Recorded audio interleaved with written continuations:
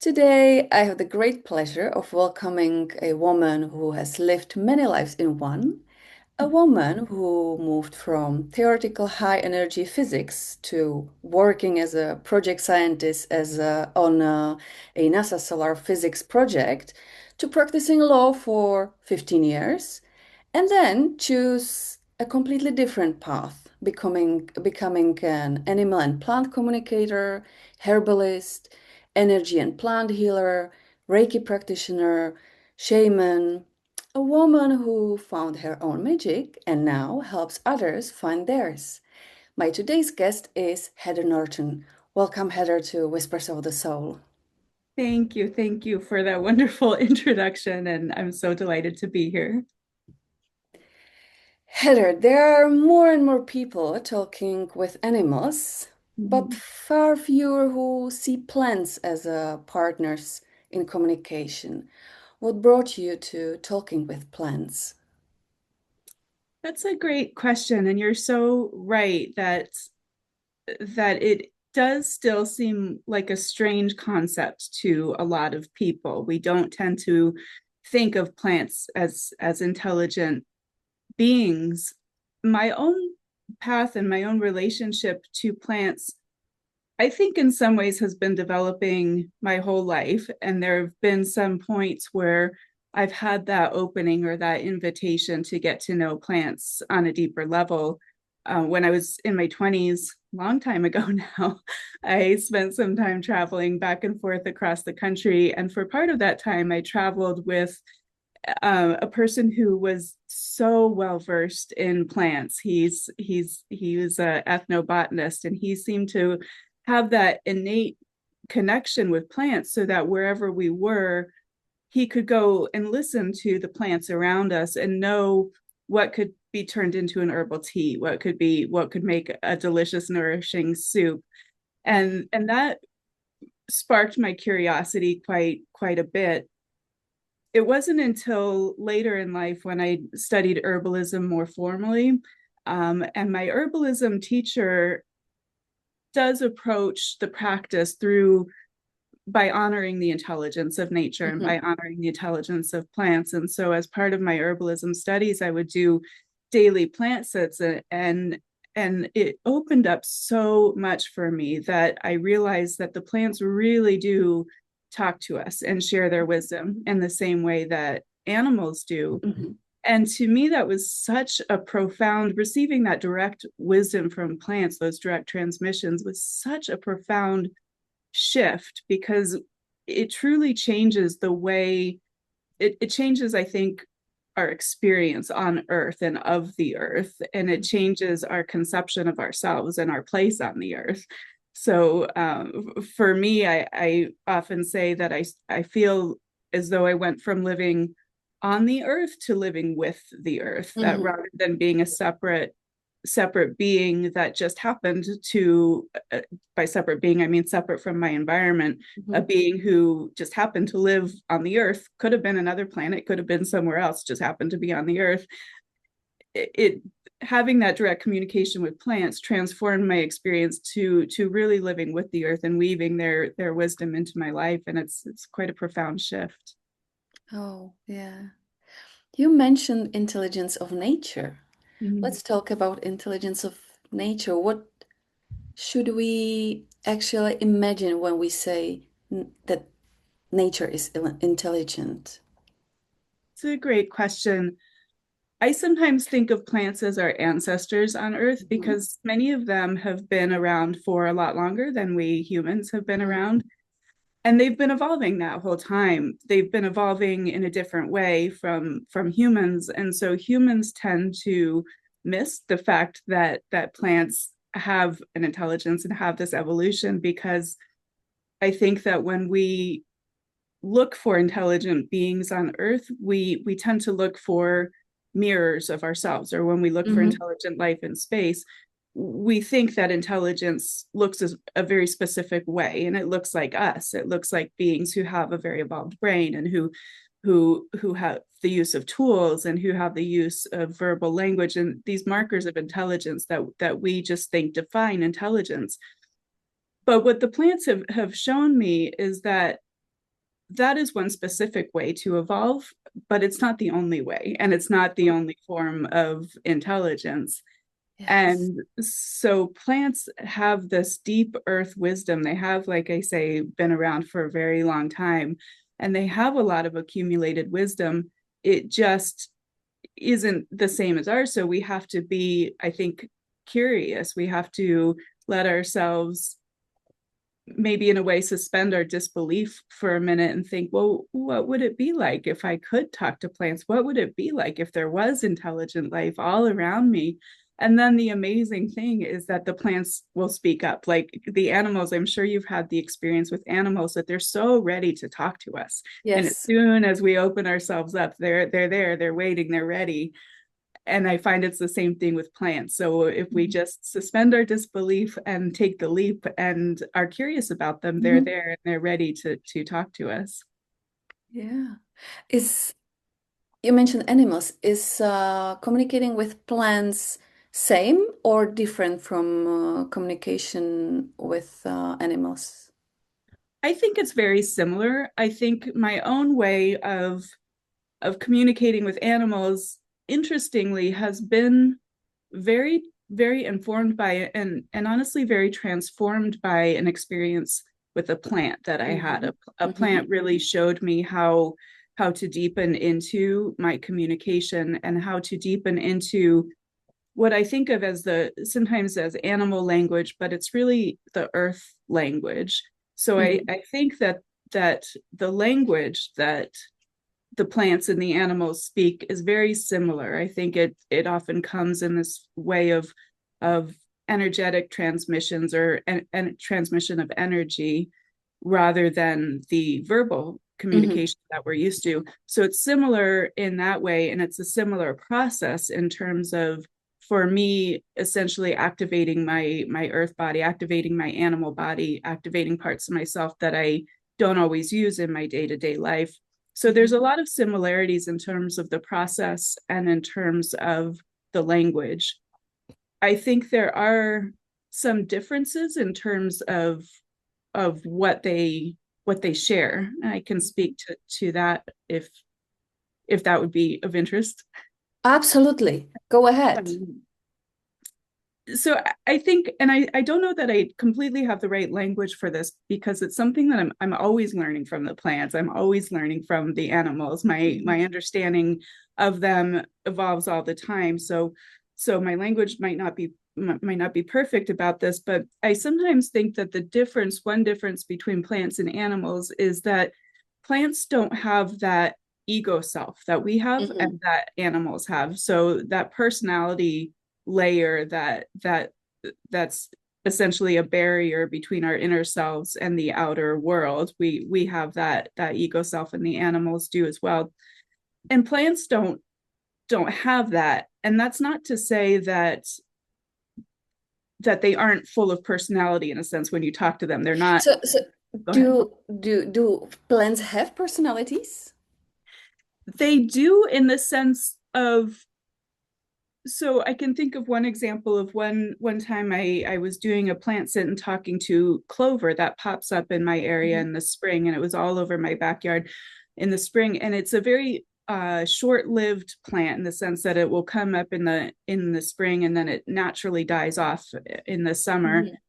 And it doesn't really need to be weeded or anything like that. It will just naturally die off. So at one point I was sitting with that plant and getting to know it, and that plant had such a cheerful disposition. And as soon as I spoke with that plant, as soon as I connected with the energy and the sentience of that plant, I felt so uplifted and so joyful. So I think that they have personalities in that sense, that the Mhm. experience Mhm. can be very profound. It can be very introspective or very serious, or it can be very joyful.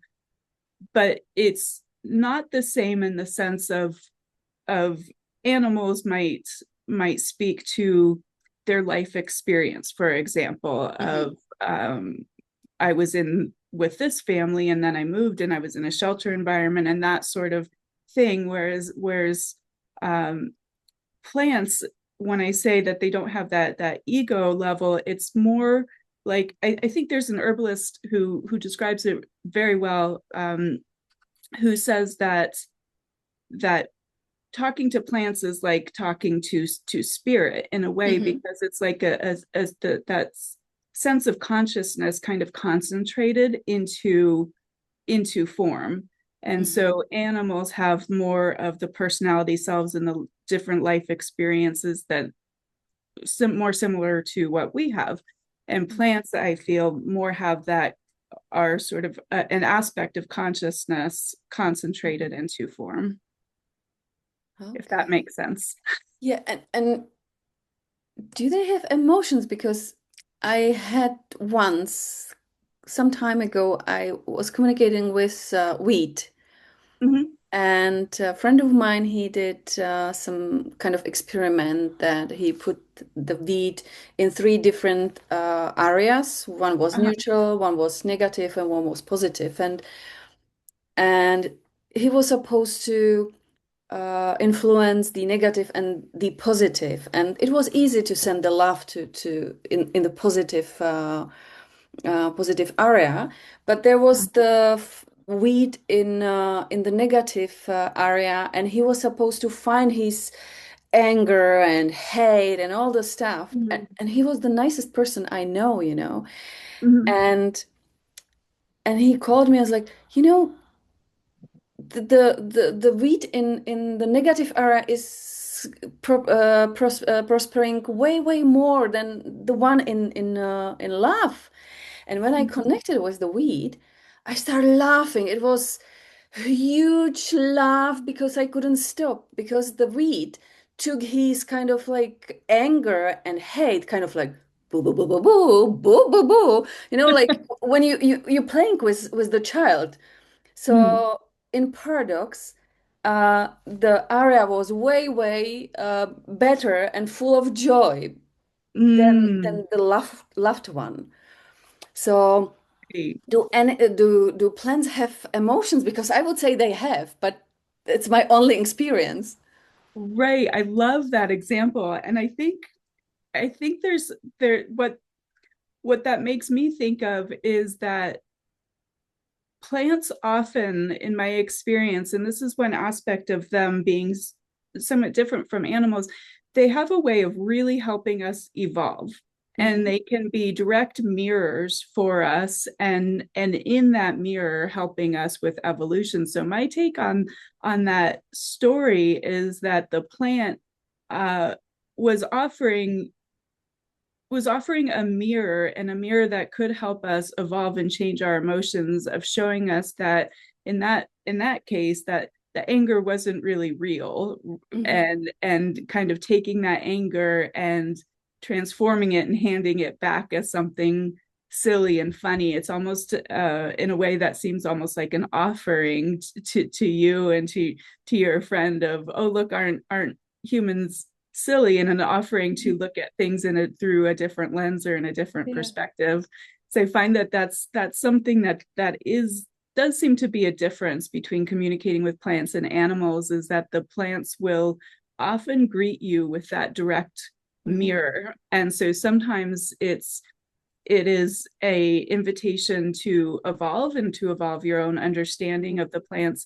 Sometimes it's a deeply personal invitation. I've had plants reach out to me very unexpectedly, just sort of appear in my path and make themselves known to me, and show me a place that still is holding emotional wounding, for example, a place Hmm. that needs tending, that I had kind of pushed aside and felt like, well, that's in the past, don't want to deal with that anymore. And the plant pops up and says, actually, you probably could benefit from dealing with that. And so they have this way of offering this direct mirror. And the mirror is often, I think, offered for a purpose of helping us to evolve our understanding of ourselves and our understanding of our greater environment. So in terms of personality and emotions, I think that can come through a lot in that process of giving us a mirror of saying, whereas if somebody, as humans or as animals, because we are animals too, right? As Yes. humans, if Yes. somebody said, directed their anger to us for a long period of time, my own reaction would probably be to kind of curl up into a little ball, or other humans might have the reaction of lashing out or something. But we take that anger, and whereas the plant would have that different perspective because they're not personally offended by it. Mm-hmm. And instead I think that the perspective is more offering a mirror of, oh, look, you silly human, you can just laugh at that. You can do this in an entirely different way. Right? Yes. Yeah. Do they communicate with themselves? They do. There's a lot of studies going on now about how plants communicate mm-hmm. with one another. And I'm delighted that that's happening, because I see it happening more and more. And so it's helping to I think spark that curiosity in us, and to say, oh, maybe there's more to it. You might have heard that fairly recently, there's been somewhat of a paradigm shift where we used to think of forests as very competitive environments, mm-hmm. and that plants were competing for light and for resources. And now scientists have begun to realize that, in fact, quite the opposite is true, that they do communicate, and they send signals amongst themselves in order to talk about where the resources are, how to reallocate resources so that everyone can thrive. And I think how they communicate provides us a roadmap for how we can communicate with them, because they do tend to communicate through the transmission of electrical signals. Mm-hmm. And humans also have that innate ability. We actually have other cognitive centers in our body, not just our brain, that we're very mm-hmm. used to relying on. But there's studies going on now to understand this more, but we have neurons in our heart. So we actually have a little brain in our heart, and those neurons in that heart brain generates an electromagnetic field.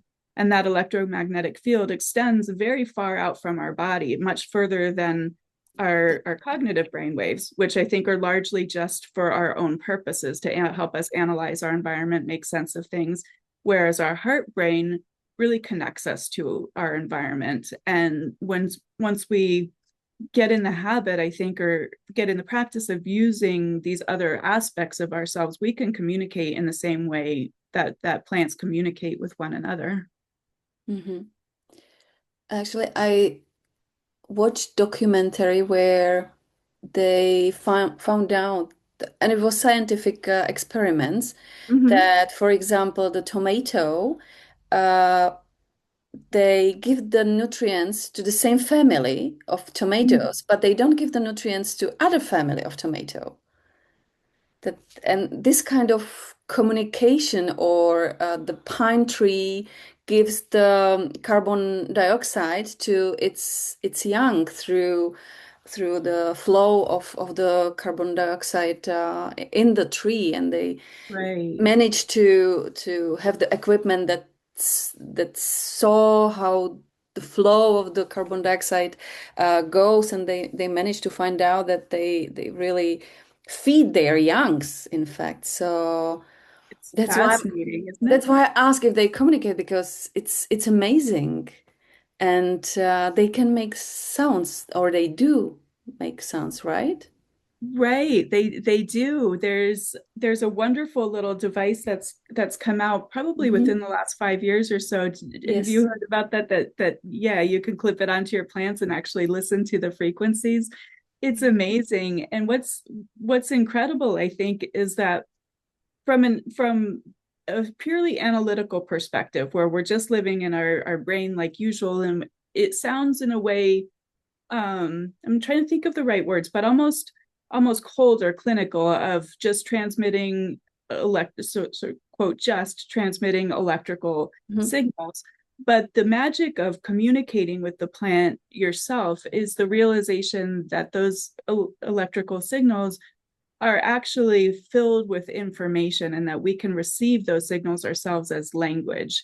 And that, like, as I was saying, that we have the ability to receive and transmit information in the same way.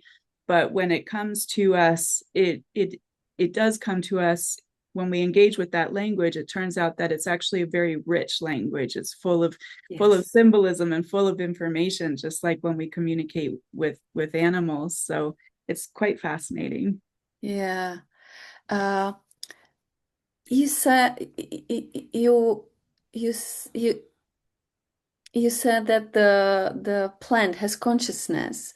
Mhm. Um, do they evolve the same like we humans, and do they have probably soul? I think that their soul is somewhat different. So the way that Uh-huh. I think about it, my understanding of this might evolve over time, but the way that I think about it is that humans have our own individual souls. And in fact, I think humans are very unique on this planet. Hmm. That's something that the animals and the plants keep telling me, is that we are unique in our isolation, that we are uniquely individuated on this planet. And perhaps because of the way that we've evolved to have this very fancy cognitive brain, that the purpose of one of the primary purposes of our brain is to sort of identify what is us and what is other, what is us and what is, as I'm sitting here, my little dog is sitting right there, so my brain is telling me the dog is something that's not me and analyzing the dog. But and so we keep ourselves with, we see the world through our cognitive brain, and so we keep ourselves very separated. Hmm. But the plants, I think the way that I tend to think about it is that there is, for example, a soul of the redwood tree, or Hmm. a soul of the yarrow plant, that there is a more of a collective soul, rather than saying Okay. that the oak tree that is growing in my backyard has its own soul. And I tend to think of it as something like a multifaceted jewel. So if you think of the soul as the soul of the oak tree as a multifaceted jewel, then each individual oak is a reflection or an aspect Okay. of that soul. But if that particular oak tree were to not be here anymore, then the energy of the oak hasn't disappeared, hasn't died off. It's just that the probably the jewel has changed in some ways, because that particular facet, the energy of that particular facet has shifted, which is Hmm. very different from us with our very individuated souls, that we are unique individuals. Each one of us is quite unique, so and has our own individual souls, our own individual soul journeys. So I think that's a difference between us and plants. Yeah, it may be, in principle, it's very similar, but it's hard for us to somehow understand it, right? Mm-hmm. It's kind It of is. like It is. because we keep disconnect with anything around us. Yes. Yeah. One of the things that the plant showed me, I mentioned a plant who helped change the way that I approach, or deepen the way that I approach, my animal communication and plant communication. One of the things that that plant showed me is how to essentially activate my animal body, because we do have all of these other abilities that, as I said, we are animals too. And so just by virtue of being born in this earth body and being an earth animal, we of course have the ability to speak animal language as well, to speak the earth language as well. And but we have tended to condition ourselves out of that, and to just see the world through our cognitive brain. And so the plant helped me to understand ways in which we can activate our sensory body and activate our energy body, and bring these other parts of ourselves more fully online. And I think that when we're sitting in that place of understanding, when we have these other aspects of ourselves activated, then it becomes a lot easier to understand, because that's something that I keep getting from animals and plants over and over and over again, is you're far more, you as a human, they tell me, you are far more connected to your environment than you realize. And the rest of the earth is having this conversation. The animals are talking to each other and trying to talk to us, and the plants are talking to each other. And I feel like the rest of the earth is having this conversation that we've held ourselves separate from. And they're offering this strong invitation to join the conversation and to evolve ourselves in the process, evolve our understanding of ourselves in the process, and join in with them. So I think it becomes easier to understand when those other parts of ourselves are online and we do join in the conversation. How can we do that? Is there some easy way to connect with them? I Even think for skeptics, probably?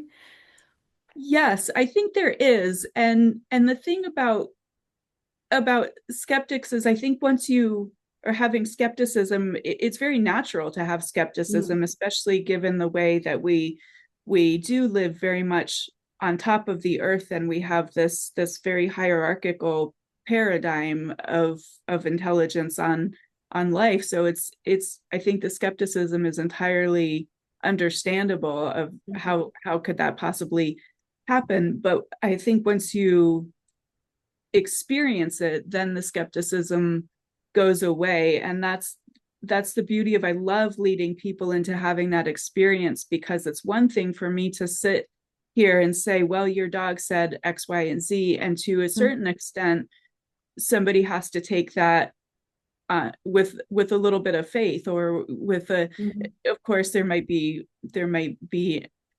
markers that, oh yes, that does sound like my dog, or oh yes, that was an experience we had. And so there are things that people can connect with, so it's not completely taken on faith. But when somebody else tells you about it, you do have to sort of suspend your disbelief and choose to take what they're saying as true. Versus when you experience it yourself, then the world really opens up and you can't deny that experience. So I think it is an easy process.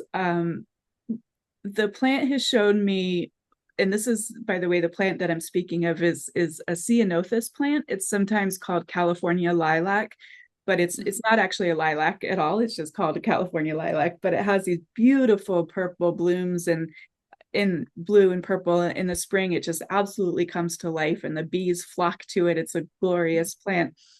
So this plant is just been one of my greatest teachers. And this plant showed me that there's very easy ways to switch on our sensory body.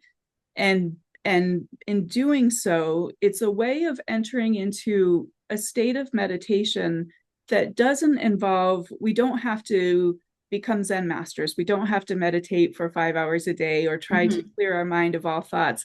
In a way, it's a more active form of meditation, because instead of trying to clear our mind of thoughts, we are switching on other parts of ourselves and weaving our knowledge in with our greater environment. So what the plant showed me, for example, is that we can just play with our hearing. And when we're in our normal state, by normal, I mean our brain waves are in their normal active state, we separate sounds out. So I just actually heard a little chirp of a car alarm outside my window.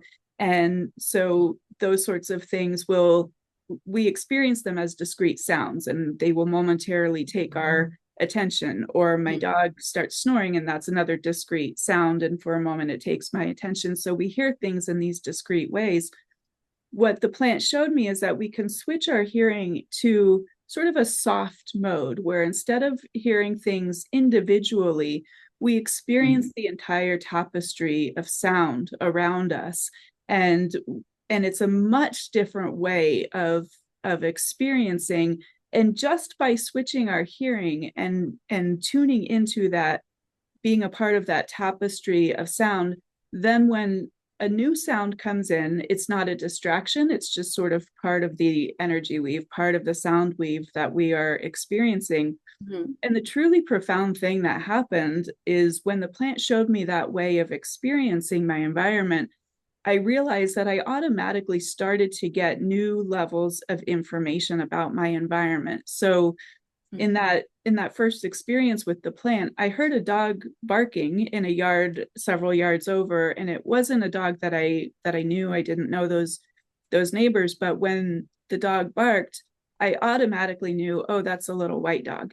And I knew that it was barking in response to a truck that had just gone by and had added vibrations to to the dog's environment. And that was just one example, but the layers of information automatically started coming in because I was a part of my environment rather than separate from it. And I think that's what the plants and animals mean when they're saying, hey, you guys are really separating yourself, and the rest of the earth is this tapestry of life that's woven together and that has this ongoing conversation. And there's easy ways that you can join that conversation too. So I think of that as that incredible experience with the plant as essentially a sensory body activation, learning how to activate your senses in a new way, not necessarily to become the best, have the best sense of hearing or have the best sense of smell or things like that, but just to experience your senses in a new way. And just by doing that, we take ourselves out of our very active brain state and turn on these other parts of ourselves that allow us to be connected rather than isolated. Mm-hmm. So in fact, what you're saying, if I understand it correctly, we should be present all the time. Yes. I love that, because that very much is what that plant and other plants and animals too have told me, is that there's so much in each and every moment. In a way, it's as though there's so many levels of existence, or there's so much. Great poets have talked about infinity in a grain of sand, for example, right? And it feels like there's a whole universe. There's so much life. There's so much in every single moment. And so I feel like what the plants have said is that, again, going back to meditation, we think of meditation or being present as kind of clearing our head of all thoughts, and that's a wonderful form of meditation as well. But what the plants are inviting is rather than being present in a way that where there's nothing going on, in a way it's like being present in a way where there's everything, where each moment kind of contains everything. Don't know if that makes sense, but that's absolutely. I it's kind of like I like your words, because for me it's hard to put it in the words. It's kind of like you sit in the moment and you are individual yourself, but also you are connected with everything at the present moment. Yes, precisely. And I think the plants are delighted to have us have that experience, in a sense, come home to the earth and come home to all of the possibilities, all of the life, all of the joy and the wisdom that's present in each and every moment. And it sounds perhaps trite or cliche until you experience that with the plant and realize, oh, there truly is, there are universes that open up within each moment when you are connected to the greater environment. So it is about practicing it, to try to do it every moment of our life, to consciously shift our consciousness, right? Yes, precisely. That's something that I try to do all the time, because I think if we have the perspective of going about our lives as we normally do, and then sitting down to have a animal communication session, or sitting down to have a plant communication session, it's a big shift from our normal state of being. But we can weave this other way of being into our day-to-day life. And so, for example, I like to start my day, I let my dogs out back and get my coffee before we go for a walk. And when I first step outside, I like to just start my day by experiencing that tapestry of sound, and experiencing the energy weave of the greater environment. And it's something that can be done within just a minute. And it's a really wonderful way to greet the earth and welcome kind of myself into the day. And when we weave those experiences into the day and work with that more and more, then it becomes easy and natural. And when we sit down to talk to an animal or a plant, then it takes away that feeling of having to effort to do it, or to have to try to reach out, try to find those messages somewhere outside of ourselves. Instead, we can just say, yes, this is the way of being where I'm going to be connected with my environment, and it becomes easy to receive those messages. And you set the day also. You set your day for appreciation, for joy, for all you want, actually, instead of, oh, what I have to do today? Oh, I have to da da da da, and all the clutter in the brain. And Exactly. if you do it as you described, it takes just a couple of minutes. Everybody has a couple of minutes, and Right. we set completely different way of how the day would go, right? Absolutely. Absolutely. It's so easy in today's world, so much going on, to get completely carried away with our busyness. But then one of the wonderful things that happens is that we do reset and have that feeling of connection. And to me, there's also a reminder of how much support that we have, that when we are in a deeper level of communication with the living earth, with the plants and with the animals, that although we as humans have our individual souls, our individual soul journeys on this earth, there's so much more support than we realize. And I think we make it hard on ourselves by living on the earth, and by living in a way where we're trying to just impose ourselves on the earth and disregarding all of the other conscious beings around us to a large degree. When we shift that, and if we recognize that there is intelligent life all around us, then a wonderful thing that happens is that we realize that there's also helpers all around. There are friends all around. There are beings who can help us evolve and help us understand ourselves and help us get through difficult times. So it's quite a shift to welcome in that knowledge and that support. Heather, you several times mentioned the earth wisdom. Could you explore more the earth wisdom tradition, ancestral roots, earth energy, and all these topics? Because I believe that this is what we need most at these times, to get back to our roots. Right.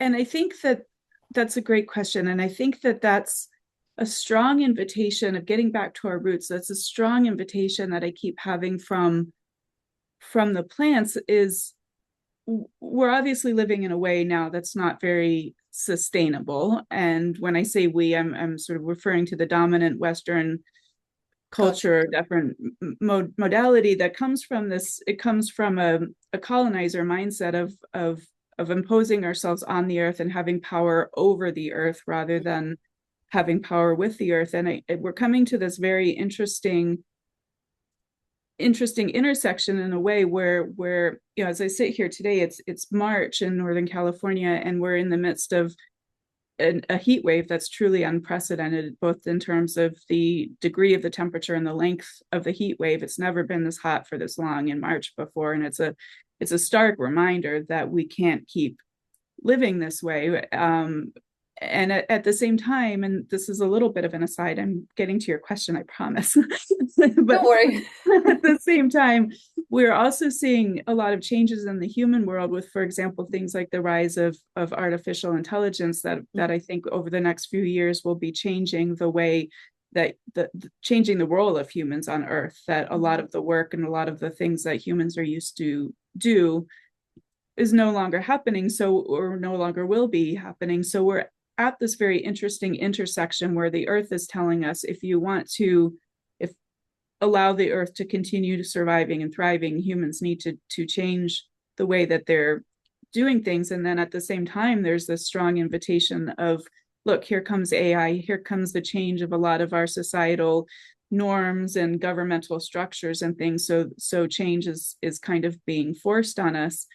And I think in a way, a lot of people might feel very at sea, because what you were talking about with our roots and the earth wisdom and ancestral traditions, that has been lost to us as we've been living in this paradigm of power over the earth and of domination over over the earth. And I think it's really wonderful to connect to those traditions for people who are aware of their ancestry and who can find threads to their ancestral traditions. But what I found is that the earth is here for all of us. So even though a lot of those, so there's beautiful ancestral traditions and indigenous traditions that still live on, but for many of us, our ancestral lines have been broken, and people have been relocated so much, and so a lot of that's been lost. But the wonderful thing is that the earth is here for all of us, and is that wisdom is accessible to all of us. So regardless of if you're consciously aware of your ancestral traditions, I do find that that the earth is here for all of us and really wants to welcome us home, and is providing that invitation to us to say, look, the humans are at sea, the earth is in turmoil. There are very easy ways to simply root yourself back in the earth, and to allow the earth to help us with our evolutionary process, to allow the earth in and to help us figure out what our next evolutionary steps are. And as we've been saying, it can be something very simple. It's a matter of activating other parts of ourselves that we don't tend to use, and weaving that different way of seeing and different way of being into our day-to-day life. And then we also begin to get reflections from the plants of, here is how you can learn more deeply, or here are things that you need to tend to, and weaving that wisdom in our life is very profound. So I'm not sure if that answers your question exactly, but I think there's so much wisdom for us that's waiting, and that is, it feels frankly fairly urgent to me right now, given the state of the climate and given all of the changes that we're going through, is that something has to change. And there's a very clear and easy way to change Yes. it, to recognize that there's that we live in this amazing, we get to live on the earth. It's not just that we happen to live on the earth, right? But that we get to live on the earth, and we get to have all of this incredible wisdom around us. And experiencing that is one way, I think, forward for us to evolve our role on the planet in a different, healthier, and more sustainable way.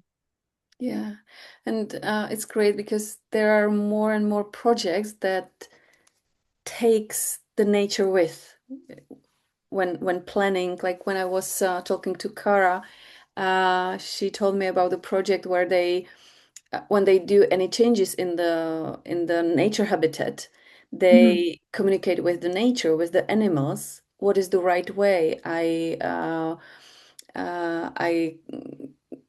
I'm in contact with the white lions, and they had the floods there, huge floods, and they had to rebuild all the nature there again. And again, they communicate with the nature, with the lions, with the animals, with the plants, with all the land. What's needed, what has to be restored, and in which way it should be restored. And I believe that's great. It's first steps, but very important steps. Absolutely, that is so beautiful, and that's a perfect example. It's an incredible approach to bring in all of the different life forms, and to recognize that doing that makes it more sustainable for all of us, because the floods, that I assume, are caused at least in part by climate change that's been exacerbated by humans, right? And so it's not working the way that we're living, but it helps us too when we do bring in that understanding of the animals and of what they need and what the plants need. So yeah, that's it. I just love the fact that that's taking place, that Yeah. people are involved in those types of conversations. Yeah. Heather, if we could see ourselves through the eyes of plant, Mhm. how would, for example, rose perceive humans, and would oak tree see us differently than the rose?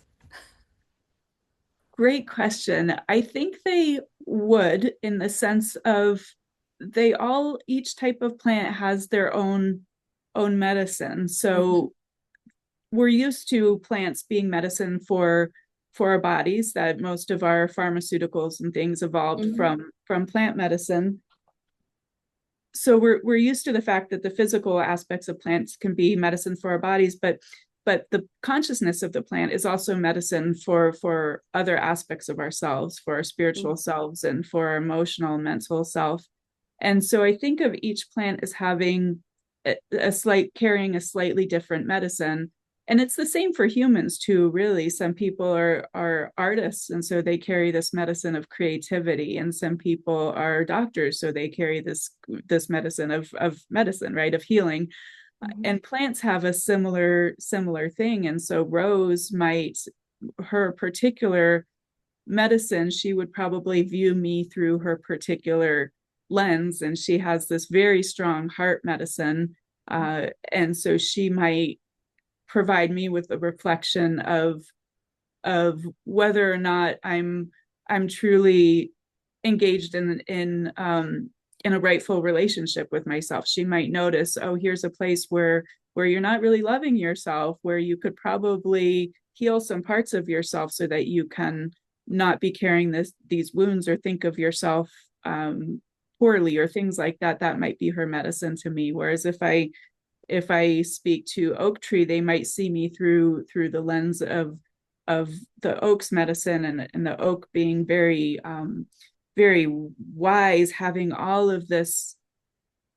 I'm still in ongoing conversation with my oak and trying to understand, but because oak to me is very multifaceted and almost seems like a concentration of a lot of different types of earth energies, and earth medicine, very wise. But in a way, I think of it as sort of a wizard, a wise old wizard that has concentrated all of this incredible knowledge. So the oak might look at me through that lens and say, what do you need to do? Do you need to take action in a particular way, or where are you stagnating? I feel like those are the types of conversations I've had with oak. And so the perception, I think the way that they perceive us depends upon that kind of particular concentration of their consciousness that they're holding. Does that make sense? Absolutely. And it brought another question. Do we people tend to have plants in our gardens, on our balconies, in our homes? Do we kind of choose the plants based on what medicine we need? I think so. That is a really good question. And, I found that plants will put themselves in my path, in effect, when they want to tell me something. I've had the experience I had in the house I used to live in San Francisco, there was a beautiful fuchsia plant that lived kind of in this hidden corner of my yard. And I didn't see her all the time, except when I went out to water or to actively garden or things, but she kind of hid in the corner behind other plants and underneath other plants. But I went out into the yard one day and I just felt like there was a spotlight on her, that she was calling my attention so strongly it could not be ignored from her shadowy little corner. And so I went over and said, okay, hello, what is happening? And she had a very potent, strong message for me and was inviting healing in a really wonderful way. And I said, okay, I will take that on board, since you really, I felt as though this connection was so strong, and pay attention to me. And I think that happens in other ways, that sometimes I will start hearing about a plant. Maybe I just hear the name of somebody who's walking by in conversation, or I listen to a podcast and that plant comes up, and I'll hear it in several different ways and realize, oh, I think this plant is probably trying to get my attention. So I think the same thing can absolutely happen if we go to the garden store and kind of gravitate towards a particular plant that to have in our home, that there's some kind of resonance there, that they are wanting to offer their support or their medicine, or weave themselves and their energy into our environment. It's actually very, very similar to animals, because when they want to tell us something, they find a way how to get in our head, kind of like, I don't know, you stand in a queue and you see the guy who has on the shirt, I don't know, lion head, or so right. it sounds very similar, that the plants have the same skill as the animal and probably the whole nature, that if there is your attention needed, they find a way. Absolutely. And that's part of the magic of it. I think we are working towards scientific advances to say, how does this happen? How do plants communicate with each other? How do animals communicate with each other? How does this work scientifically? And then there's this aspect that we don't understand yet, but Mhm. it happens all the time, and it's remarkable of from a logical scientific perspective. It's easy to sort of dismiss, and yet it's undeniable because it happens time and time again. And I think that that really tells us something about their consciousness, because animals have told me over and over again, one of a message that I just always receive from them is that they have a lot more autonomy than we tend to realize. We think of us having control over what animals come into our life, and how animals move through the world tends to be sort of controlled by us. But animals keep telling me we have our own way of navigating the earth, and we have a lot more autonomy. And that comes up when people are holding a lot of guilt, for example, over, gosh, why didn't I get my dog to the vet in time? Or why didn't I discover this medical issue? And animals will tell me, well, you know what? That was a decision that I was making. I didn't want to go through the surgery. I didn't want to eat, whatever the case may be. And I Mhm. think that message applies to the plants as well, of the sense of they have their own way of navigating the world. They have autonomy in ways that we don't fully understand, but they can bring themselves to our attention when they want to. And it just takes us being a little bit curious and being open and saying, oh, do you have a message for me? And something really profound might happen when we do have that curiosity and openness. So we don't need to go to the forest, so we can communicate with plants and flowers and trees, even if we are living in urban city. Absolutely. Even home, if someone is, I don't know, ill and can't go out, we can communicate with plants in our houses and in our flats, right? Yes, absolutely. I think about that a lot in urban areas. Just the dandelion growing through the crack next to the bus stop is has this living wisdom and could be a being that we connect with and receive wisdom from. And the same thing in our homes, just these wonderful plants behind me that we can receive the wisdom of plants in pots in our houses. So you're absolutely right. We don't have to say, oh, I need to go on a trek to the forest, but this is wisdom that we can find wherever we are. No excuses. Right. There you go. No excuses.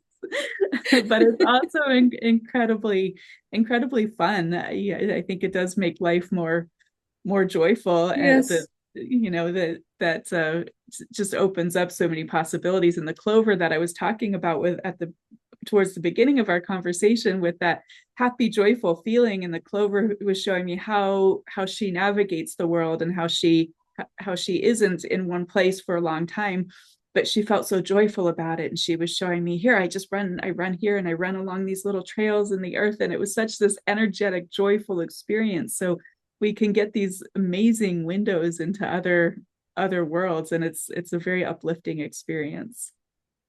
Actually, it's beautiful because as you said that, it came to me that once we get known the plants better, like you described the clove, uh, we stop pitying them.